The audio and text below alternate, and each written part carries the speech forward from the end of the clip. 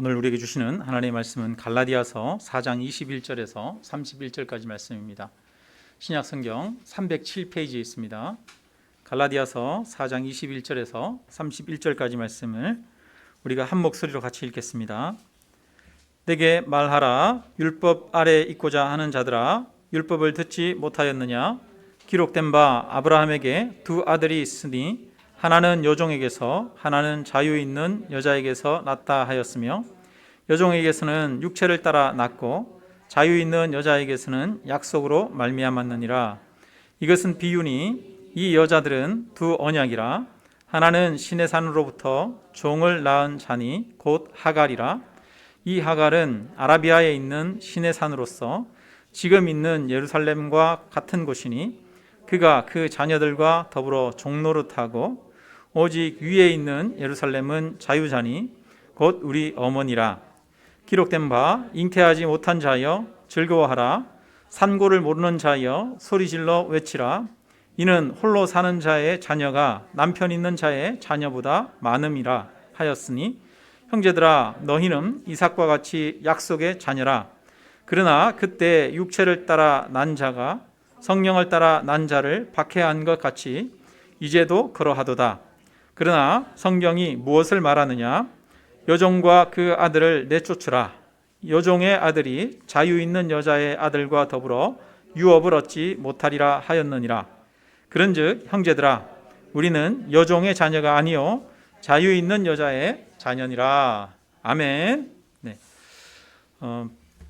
오늘 바울은 이 복음을 설명하면서 아브라함의 가족 이야기를 하고 있습니다. 아브라함의 가족을 비유로 그렇게 사용하고 있는 것입니다. 아브라함은 나이 75세에 하나님으로부터 부름을 받았어요. 그래서 내가 내게 지시할 땅으로 가라 말씀하셔서 가나안 땅으로 왔고, 하나님께서 그에게 복을 주셨습니다.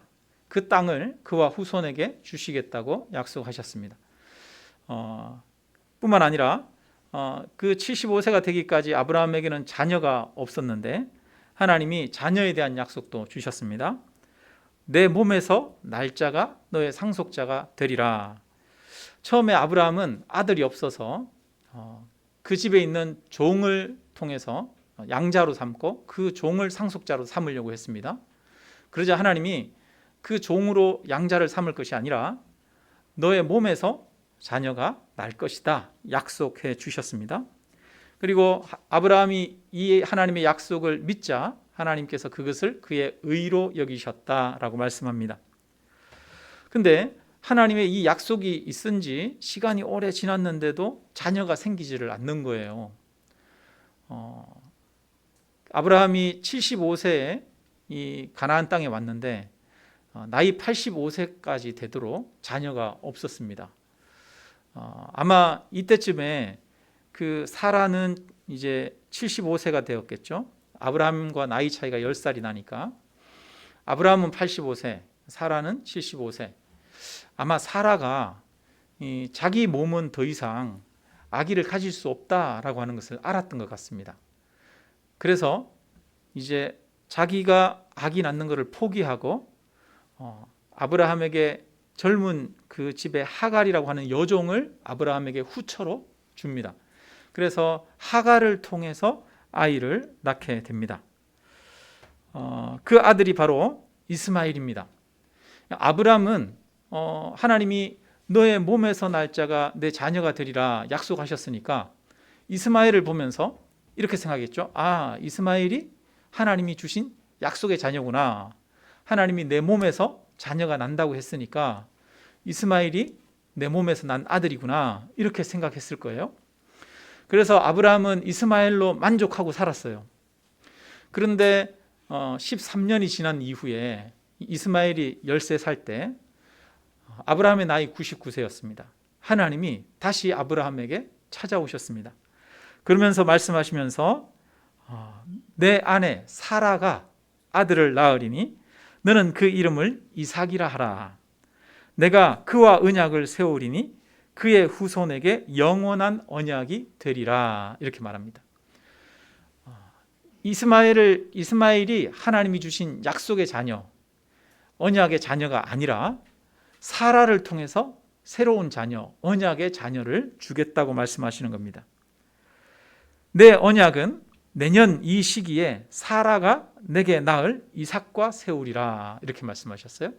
그래서 이삭과 하나님께서 언약을 세우시고 이삭에게 상속권을 주게 됩니다.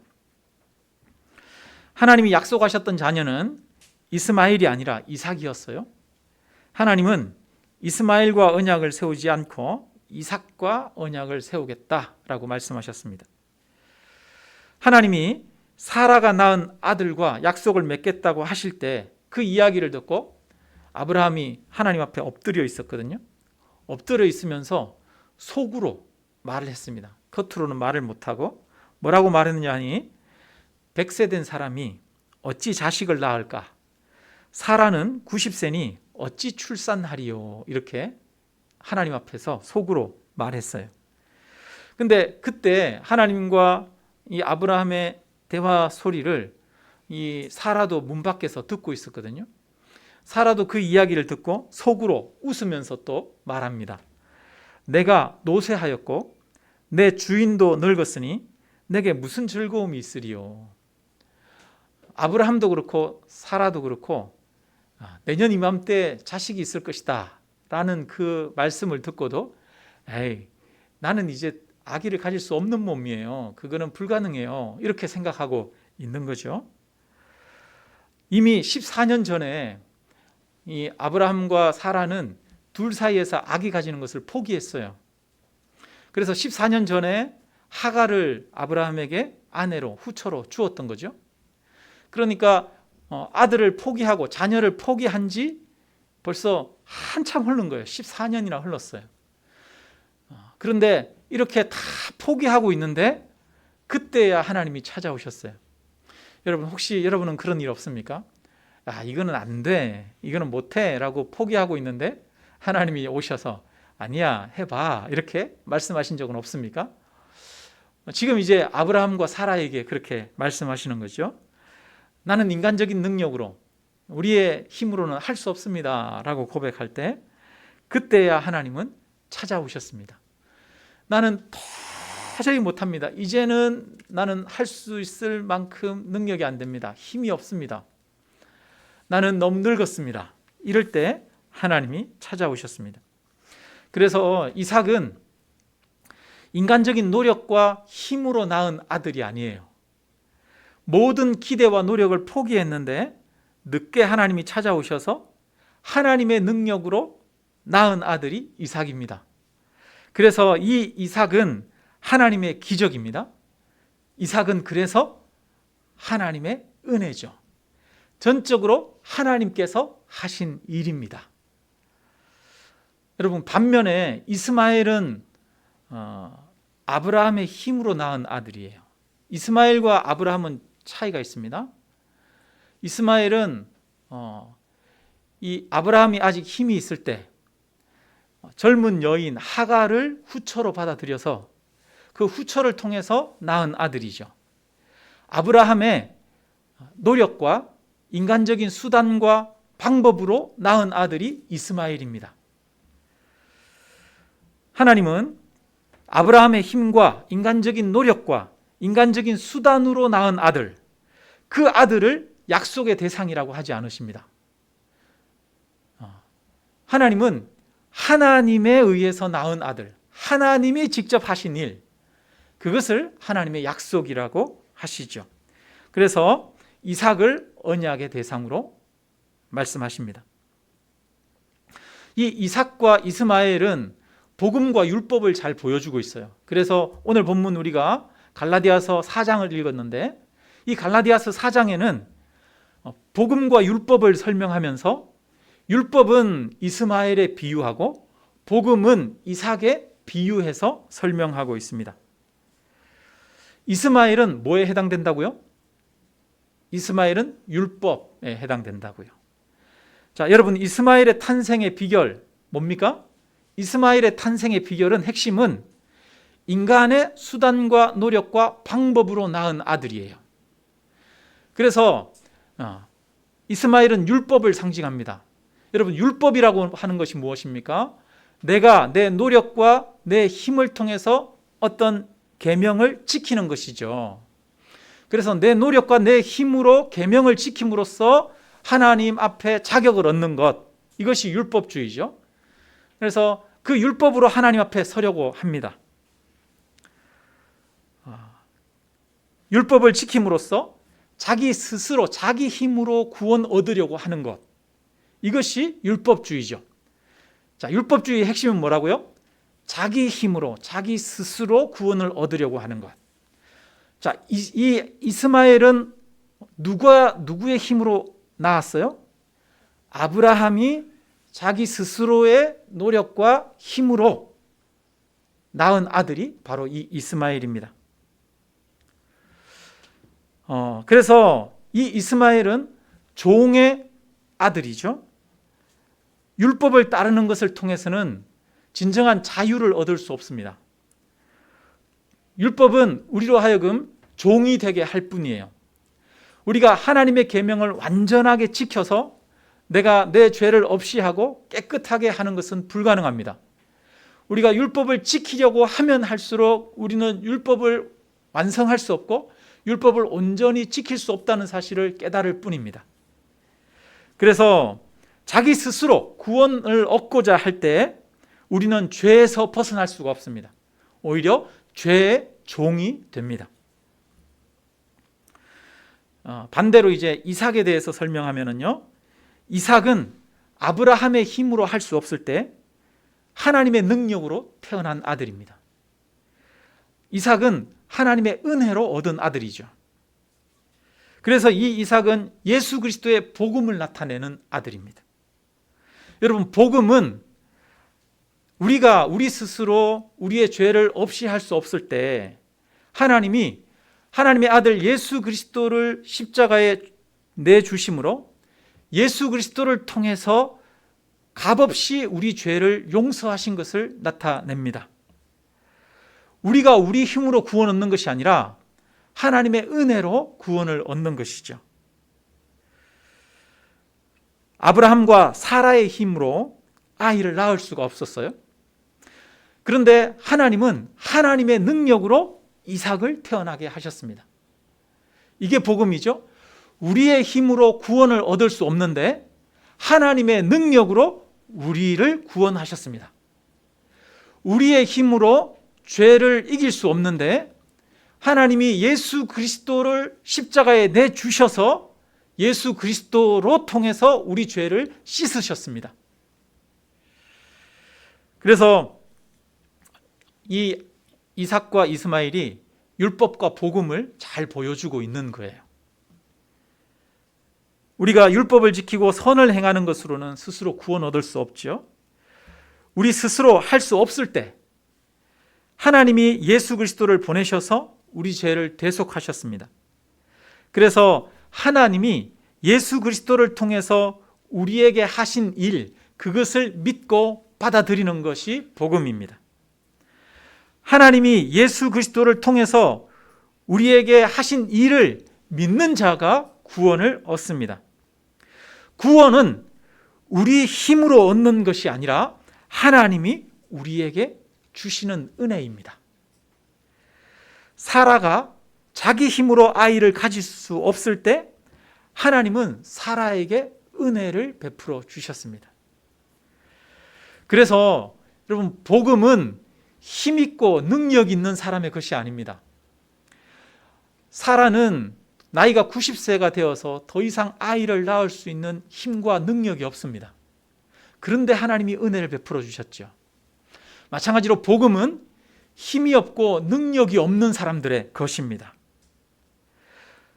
하나님 앞에 나아갈 때 하나님, 나는 더 이상 못합니다. 하나님, 나는 할 수 있는 능력이 없습니다. 하나님, 나는 죄인입니다. 하나님, 나는 죄를 이길 수 없습니다. 라고 자기의 한계와 연약함과 어리석음을 고백할 때 하나님께서 베푸시는 것이 은혜죠. 용서죠. 그래서 이삭은 이 사라의 아들인데, 사라는 여주인이잖아요. 그래서 이삭은 자유인입니다. 자유인. 그래서 복음은 우리를 자유케 합니다. 우리의 연약함과 죄에서 우리를 자유케 하는 것이 복음입니다. 말씀을 지키려고 하면 할수록 오히려 죄의 종이 되지만, 오히려 하나님의 용서를 받아들이면 진정으로 우리를 짓누르는 죄의식에서 우리는 벗어날 수 있습니다.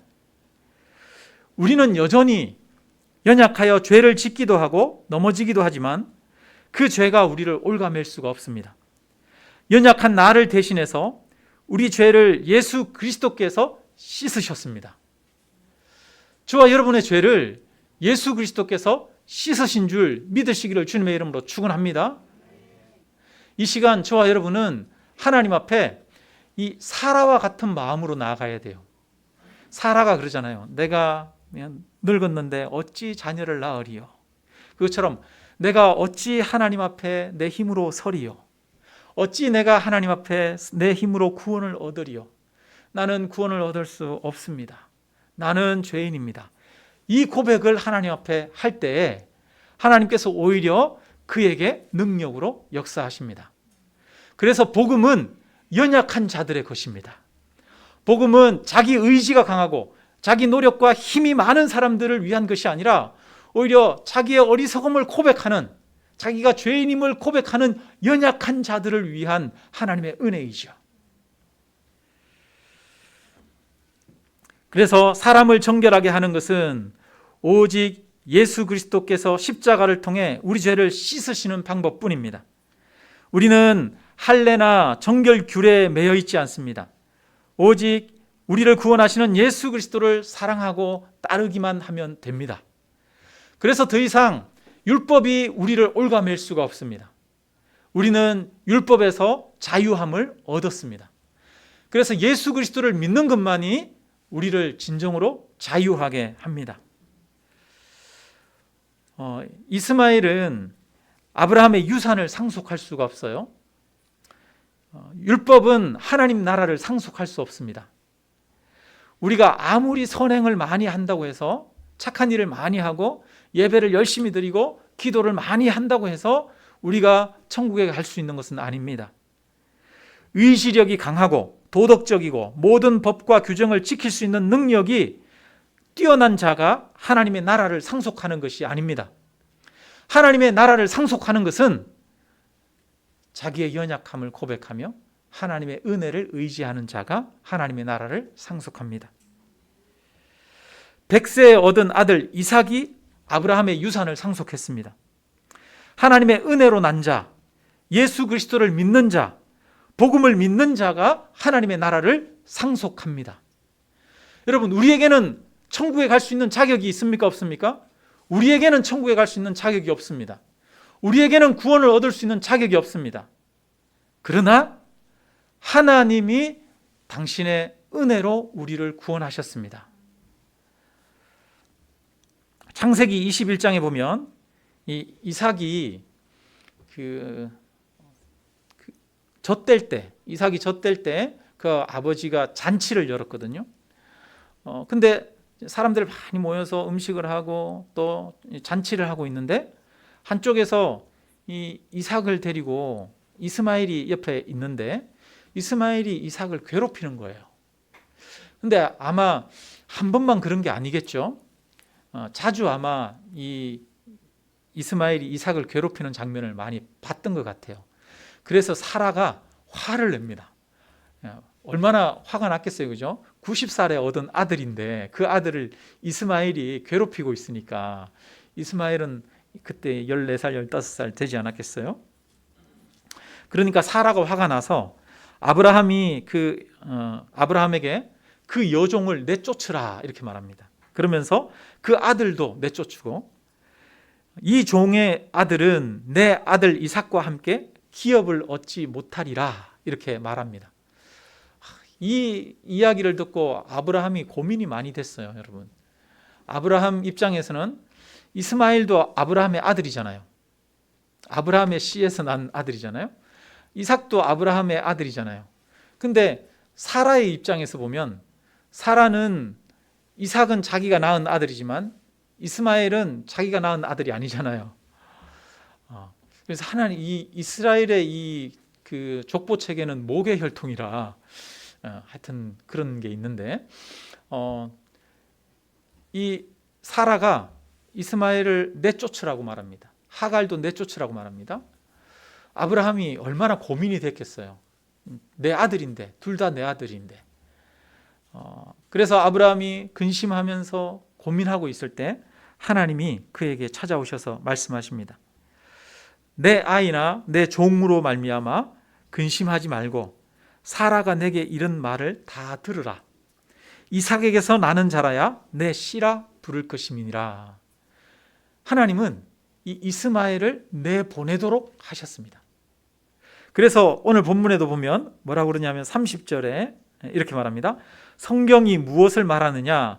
여종과 그 아들을 내쫓으라, 이렇게 말한다는 거예요. 이 말은 무슨 말이냐? 율법주의를 내버리라는 이야기입니다. 율법을 의지하는 마음, 자기 노력과 자기 힘으로 구원 얻으려고 하는 마음, 우리 마음에는 끊임없이 이런 마음이 있습니다. 하나님 앞에서 자기 자신을 의지해서 자기 힘으로 떳떳하게 서려고 하는 그 마음을 가지고 있는데, 그 마음, 율법으로 하나님 앞에 나아가려고 하는 그 마음을 버리라는 겁니다. 오직 하나님의 값없이 베푸시는 그 사랑만을 의지하라는 것입니다. 그래서 이 아브라함이 그 다음날 이 이스마엘과 또 하갈에게 물 한 가죽 부대랑 곡식을 이렇게 지워주고 그 다음날 내쫓아 보내거든요. 그것처럼 이 이스마엘은 결국 아브라함의 유산을 상속받지 못했습니다. 이삭이 상속받았던 것이죠. 마찬가지로 율법은 하나님의 나라를 상속할 수 없다는 것을 보여줍니다. 복음만이 우리에게 자유를 주고 은혜만이 하나님의 나라를 상속할 수 있습니다. 예수님은 유능하고 도덕적이고 이 강한 자들이, 예를 들어서 바리새인이나 율법학자 같은 자들이 천국에 가깝다고 말씀하지 않습니다. 예수님이 말씀하신 사람들 중에 오히려 천국에 가깝다라고 말씀하신 사람들은 가난한 사람들, 세리와 같은 죄인들, 이런 사람들이 오히려 하나님의 나라에 가깝다라고 이야기를 합니다. 복음은 내 힘으로 할 수 없음을 알고 전적으로 하나님의 은혜와 하나님의 능력만을 의지하는 것이기 때문입니다. 하나님이 이 복음, 하나님의 약속, 하나님이 이 아브라함에게 약속을 주시고 뿐만 아니라 이삭에게도 내가 이삭과 언약을 맺으리라 라고 말씀하십니다. 그래서 이 이삭은 언약을 통해서 태어난 아들이라는 것입니다. 언약의 자녀죠. 오늘 본문에도 보면 29절에 보니까, 23절에 보니까 여종에게서 육체를 따라 낳고 자유 있는 여자에게서는 약속으로 말미암았느니라. 이삭은 약속으로 말미암은 아들이에요. 뿐만 아니라 이 이스마엘은 육체를 따라 난 아들이에요. 여러분, 약속으로 말미암는 것이 중요합니다. 하나님의 약속이 중요한 것이죠. 하나님은 당신이 약속하시고 그 약속을 성취하시고 이루시는 분이십니다. 그 하나님께서 오늘날 우리에게 또 약속하십니다. 하나님이 세상을 이처럼 사랑하사 독생자를 주셨으니 이는 그를 믿는 자마다 영생을 얻게 하려 하심이라. 예수 그리스도를 믿는 자들에게 영생을 주신다고 약속하셨습니다. 예수님을 통해서 저와 여러분의 죄를 십자가에서 깨끗이 씻으신다고 말씀하셨고 약속하셨습니다. 요한복음 6장 47절, 진실로 진실로 너희에게 이르노니 믿는 자는 영생을 가졌나니, 믿는 자는 영생을 가졌다고 주님께서 말씀하십니다. 요한복음 6장 51절, 나는 하늘에서 내려온 살아있는 떡이니 사람이 이 떡을 먹으면 영생하리라. 예수 그리스도의 살과 피, 예수 그리스도의 십자가로 인해서 우리가 영생을 얻는다라고 주님께서 약속하셨습니다. 영생은 곧 유일하신 참 하나님과 그가 보내신 예수 그리스도를 아는 것이니라. 우리는 바로 이 예수 그리스도를 통해서 주신 구원의 약속, 그 약속에 따라 구원을 얻는 것인 줄로 믿습니다. 우리는 우리의 힘과 우리의 노력으로 구원을 얻는 것이 아니라 하나님은 예수 그리스도를 통해서 우리의 죄를 용서하시고 우리를 구원하신다고 약속하셨습니다. 이삭이 약속의 자녀인 것처럼 궁극적인 약속의 자녀는 바로 예수 그리스도십니다. 이 예수 그리스도를 통해서 그를 믿는 자가 구원을 얻는 것입니다. 오늘 저와 여러분은 주님 앞에 바로 내 힘과 내 능력으로는 구원 얻을 수 없습니다 라고 하는 그런 연약함을 고백하며 나와야 할 줄로 믿습니다. 오직 주님 하나님께서 예수님을 통해서 하신 그 약속을 믿고 의지해야 합니다. 그리고 오늘 우리가 본문에서 또 한 가지 좀 주의 깊게 봐야 할 내용이 있는데요. 갈라디아서 4장 29절에 보면 4장 29절 같이 한번 읽어볼까요? 같이 읽습니다. 그러나 그때에 육체를 따라 난 자가 성령을 따라 난 자를 박해한 것 같이 이제도 그러하도다. 옛날에 육체를 따라 난 자가 성령을 따라 난 자를 박해했어요. 이 말은 무슨 말이에요? 이스마엘이 이삭을 괴롭혔어요. 근데 오늘날도 이제도 그러하도다 이렇게 말해요. 지금도 사람들이 이스마엘이 이삭을 괴롭힌다는 거예요. 지금도 율법을 의지하는 자들이 복음을 의지하는 자들을 괴롭힌다는 거예요. 이 당시에 보면 이 유대인들이 바울이 복음을 전하는 곳마다 따라다니면서 바울을 괴롭혔습니다. 심지어는 바울을 죽이려고 했습니다. 이방인들이 예수를 믿고 하나님께로 돌아올 때 유대인들은 이방인들을 비난했습니다. 너희는 예수 믿는 것으로 구원 얻을 수 없다. 너희는 율법을 지켜야 된다. 라고 유대인들은 이방인들을 무시했습니다. 그러니까 이 당시에 교회 안에도 유대인 그리스도인들이 이방인 그리스도인들을 박해하는 거예요. 너희도 율법을 지켜야 돼 라고 말합니다. 이방인 그리스도인들을 부정하게 취급합니다. 너희는 정결 규칙을 지키지 않았지? 너희는 율법을 지키지 않았지? 너희는 부정해 라고 그렇게 비난하고 판단했습니다. 이것이 바로 박해라고 하는 거예요. 누가 누구를 박해합니까? 같은 교회 안에서 박해가 일어나는 거죠. 어떤 박해? 율법을 지키려고 하는 율법주의자들과 자기는 전적으로 무능력하며 복음만을 의지하는 자들이 있는데 이 율법주의자들이 복음을 의지하는 자들을 박해했다는 거예요. 비난했다는 거예요. 이처럼 오늘날에도 이런 일들이 일어나고 있죠. 옛날에 보면 예수님 당시에 예수님은 일반 세리와 아니면 일반 그 가난한 사람들, 그 다음에 창기와 같은 사람들, 이런 사람들로부터 박해를 받은 것이 아닙니다. 예수님은 누구로부터 박해를 받았어요? 종교 지도자들로부터 박해를 받았습니다. 바리새인이나 사두개인이나 율법학자들이 예수님을 박해했고 공회원들이 예수님을 십자가에 못 박았습니다. 하나님을 잘 믿는다고 하는 사람들이 예수님을 십자가에 못 박았습니다. 이것처럼 오늘날에도 여전히 교회에 오래 다니고 아니면 직분을 가지고 있고 교회에 헌신하고 예배에 빠지지 않고 열심히 있는 사람들이 우월감에 빠질 수 있습니다. 그러면서 믿음이 연약하고 자기보다 못하다고 생각하는 사람들을 향해 비난할 수 있습니다.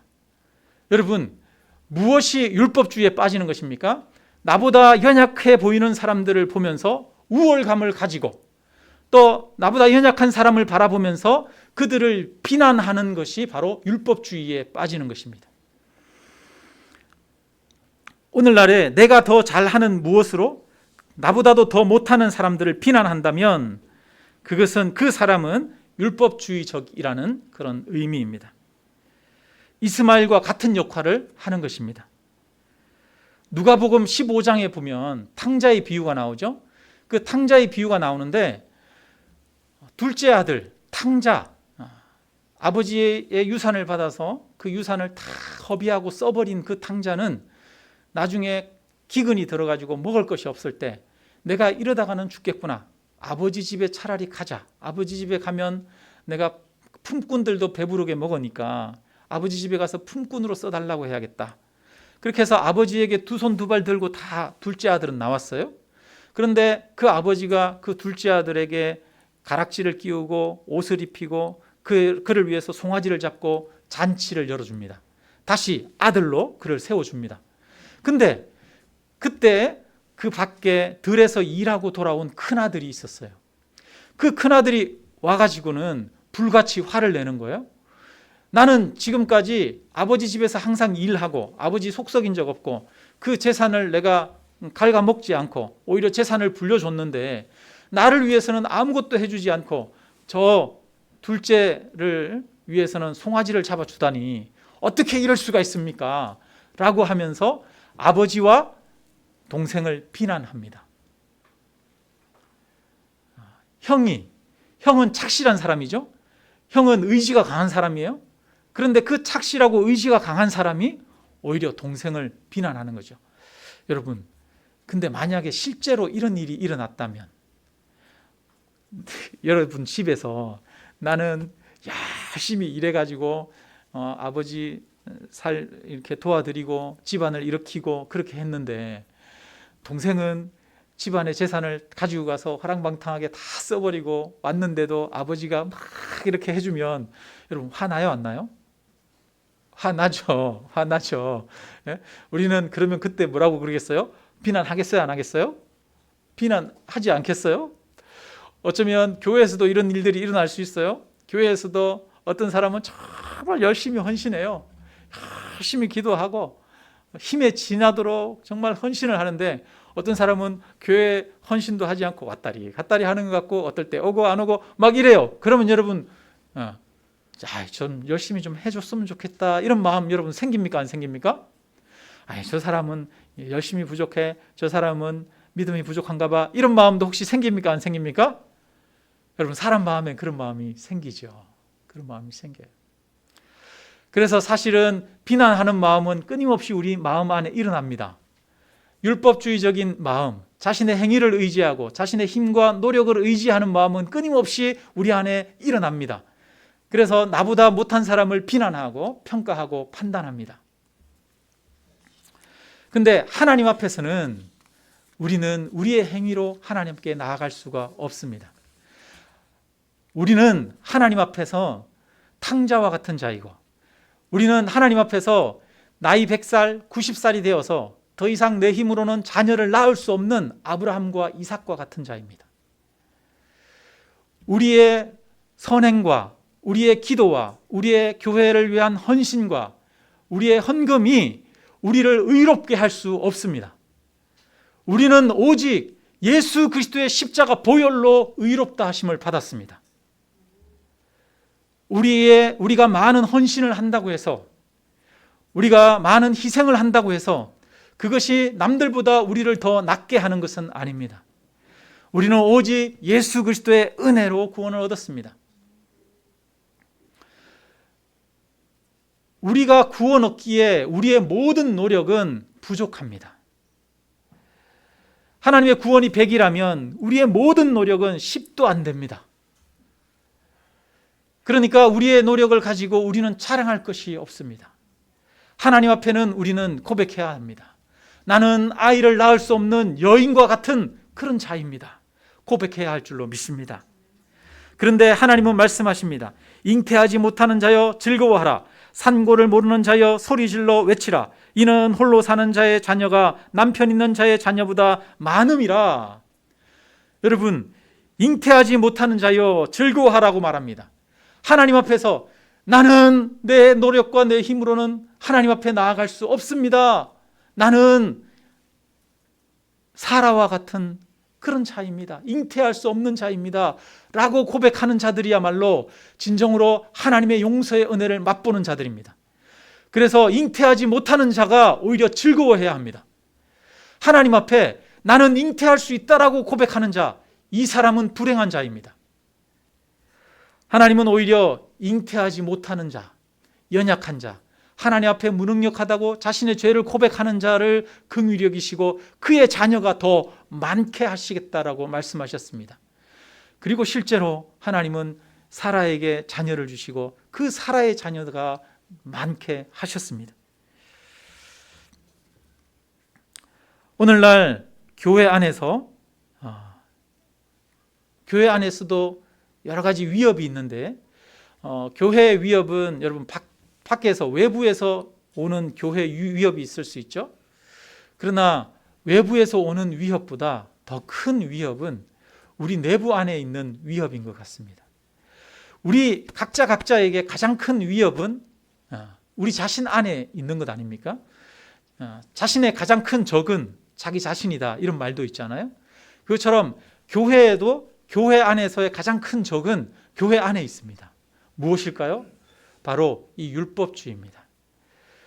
서로 자신의 행위를 가지고 나보다 못하다고 생각하는 타인을 향해서 끊임없이 비판하고 비난하고 평가하는 그런 자세와 태도, 이것이 바로 율법주의죠. 이 율법주의가 바로 교회를 무너지게 하는 것입니다. 우리로 하여금 하나님의 은혜로부터, 사랑으로부터 멀어지게 하는 것이죠. 믿음은 사랑하는 것이지 지적하고 비난하는 것이 아닙니다. 우리의 믿음이 누구를 비난하고 지적한다면 그 순간 사실은 믿음이 아니라 율법주의로 타락한 것입니다. 우리는 자주 믿음을 가지고도 그렇게 율법주의로 타락합니다. 그럴 때 우리는 끊임없이 다시 복음으로 돌아가야 합니다. 우리가 얼마나 연약한 자인지 다시 한번 되돌아보아야 합니다. 오늘날 우리 신앙이 위협받는 것은 세상에 의해서 위협받는 것보다 오히려 교회 안에서 율법주의적인 사고방식이나 태도가 더 위험이 됩니다. 말씀을 마칩니다. 복음은 스스로 구원할 수 없음을 아는 자에게 베푸시는 전적인 하나님의 은혜입니다. 우리는 내가 90세 된 사라와 같이 아이를 낳을 수 없는 그런 자라는 마음을 가져야 합니다. 내게 구원 얻을 능력이 없음을 철저하게 고백해야 하겠습니다. 그리고 오직 하나님의 능력으로 나를 구원하심을 믿어야 합니다.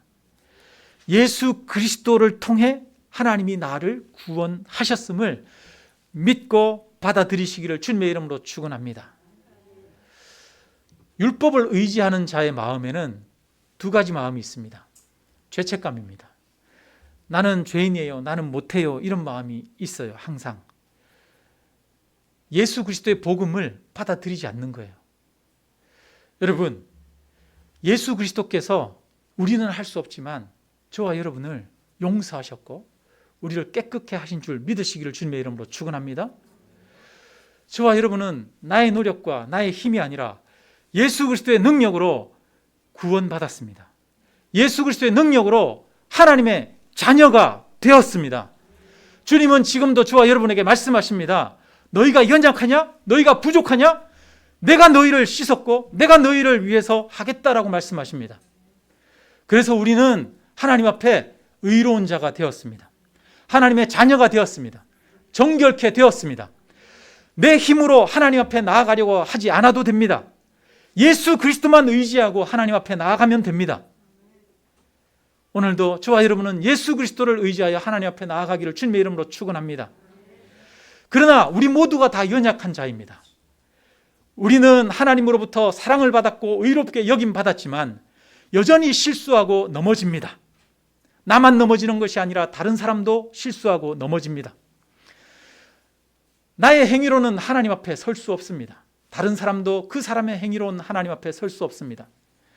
그러므로 타인의 연약함과 부족함을 볼 때 그를 비난하는 것이 아니라 그를 긍휼의 마음으로 바라보아야 합니다. 그를 사랑의 마음으로 바라보아야 합니다.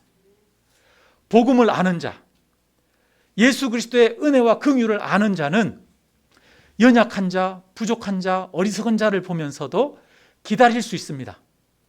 그를 세워줄 수 있습니다. 그를 격려할 수 있습니다. 비난하지 않습니다. 여러분, 비난이 율법주의로 빠지는 길입니다. 교회 안에 비난이 사라지게 하시기를 주님의 이름으로 축원합니다. 가족 안에도 다른 사람을 바라볼 때에도 여러분 비난의 말보다는 격려해주고 기다려줄 수 있는 마음을 품으시기를 바랍니다. 이 격려와 기다려줄 수 있는 마음, 사랑의 마음은 어디서 옵니까? 오직 자신의 부족함을 알고 우리의 죄인됨을 알고 하나님의 은혜와 사랑을 아는 자, 복음을 아는 자만이 진정으로 사랑할 수 있고 기다릴 수 있고 격려하고 세워질 수 있는 줄로 믿습니다. 우리 교회가 정말 사라와 같은 마음으로 나아가기를 원합니다. 나는 90세 사라와 같습니다. 우리 모두 90세 사라와 같습니다. 그런 말을 하더라고요. 나이가 들면 들수록 부부간에 서로 불쌍히 여기게 된다고 그러더라고요. 여러분, 우리도 서로를 불쌍하게 여깁시다. 그래서 서로를 사랑하고 서로를 도와주고 세워줄 줄 아는 그런 복음의 능력이 살아있는 그런 우리의 삶이 되기를